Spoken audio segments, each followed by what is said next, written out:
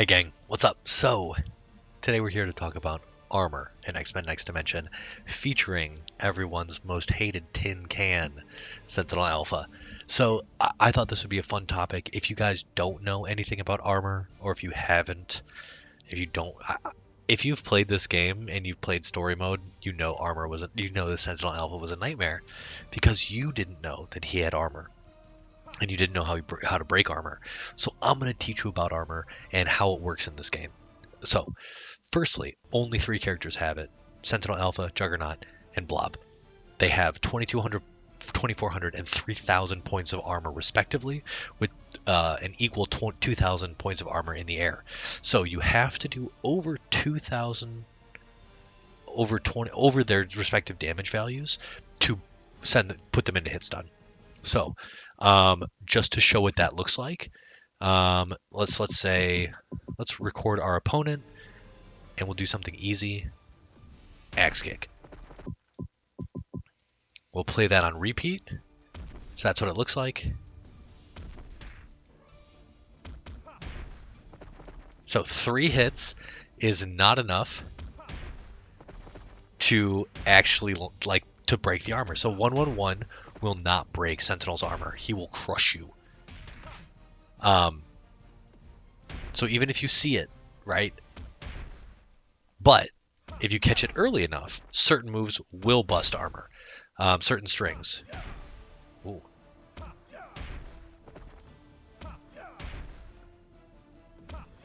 There you go. I don't think I was actually hitting his hitbox in that particular instance. I think you sort of go under his leg. So there you go. So 2-2 is enough. And I want to show off the damage values, so we're gonna turn him off. So you'll notice 2290. So that should have been hitting before, but for whatever reason, as Sentinel Alpha brought up his leg, his hitbox disappeared. And then you'll notice here 28. So that is more than enough to get rid of Sentinel's armor. So, you know, if you go into fights with Sentinel and you're just looking for this, you're going to be in a great spot. Which I'm sure Forge has something akin to that, but Cyclops is just the easiest one for me to show. So yeah, that's how you do it, and that will beat Sentinel Alpha and Juggernaut's anything. But again, are you going to be able to get that off quick enough to like, this is a lot of that's a decent amount of time, and it could barely get around the axe kick. So you have to keep that in mind. But also, what you probably didn't realize is these guys all have higher damage values, or excuse me, higher defense values. So they all take 92%, 91%, and 90. So this guy takes 92% of your damage, Blob takes 91, and Juggernaut takes 90. So for every 1,000 damage you're doing to Juggernaut, you're actually only doing 900. So you might think your damage values are like, oh, dude, that definitely hit. Like, maybe not. Damage values the defense value decreases the amount of damage you're doing. Excuse me. So, pros about armor, they're surprising, and they can absorb a surprising amount of damage because of their high defense values, because of those dudes' high defense values. Now, that is definitely a pro, and like, don't get me wrong, like, it is useful, especially against opponents who don't really know what they're doing. However, if you know what you're doing, these guys are slow. A lot of their moves are very slow. So let's record the opponent. We're gonna just do a quick 3-hit combo. Dash forward, 1, 1, 1. And then we're gonna play it on normal. So there's no armor after the first hit. Right? Like, there's no armor after the first hit. You stop him in his tracks. So literally, because these guys are so slow, it doesn't matter. You can just wait. You could just wait. And that's what I like. I almost feel like it's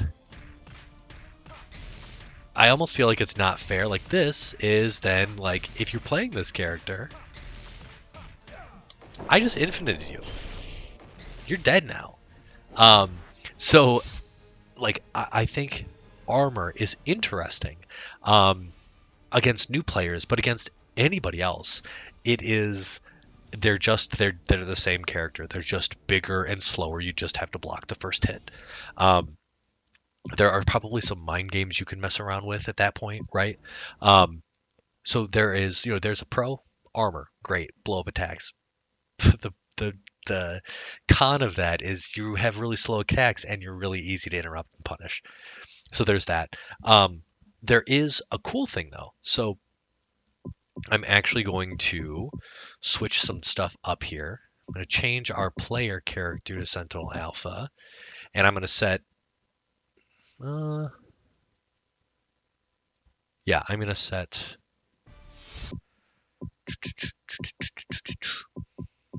Actually, it shouldn't matter who I.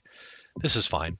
Um, actually, no, I want to do it. I want to change him to Cyclops because this dude is too slow.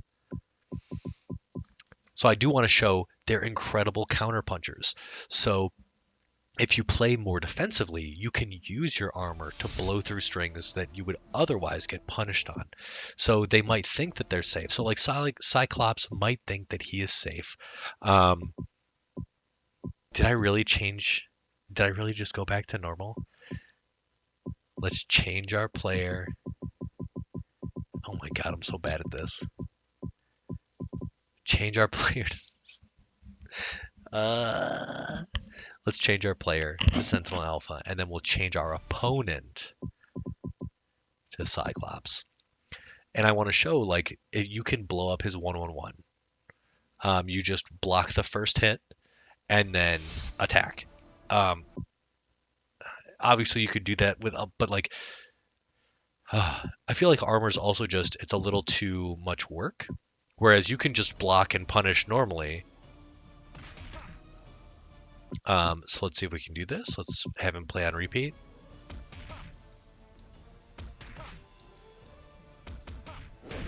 See, we did take that damage if you didn't notice.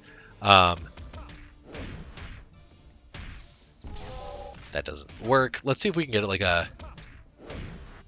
Yeah, so we took that damage. There you go, right? I think we could do like. We took that damage, we absorbed the hit. And we just did Half-Life. That was Half-Life. Again, you could probably just do that anyway, right? Like you could probably just wait and punish. But there is, I think, there is a good.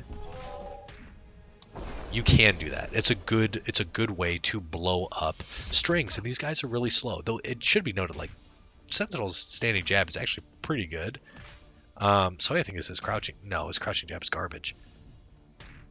But his standing jab is pretty good. He also has a billion overheads, and this is forward advancing and is pretty quick. Has incredible range.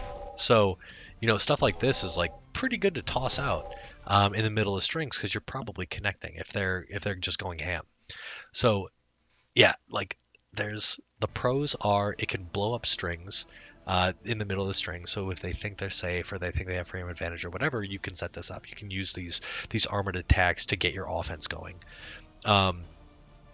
Another pro is it's surprising. You can use frame traps. You can use meaty setups on wake up to sort of enforce your offense. The problem is all they have to do is block.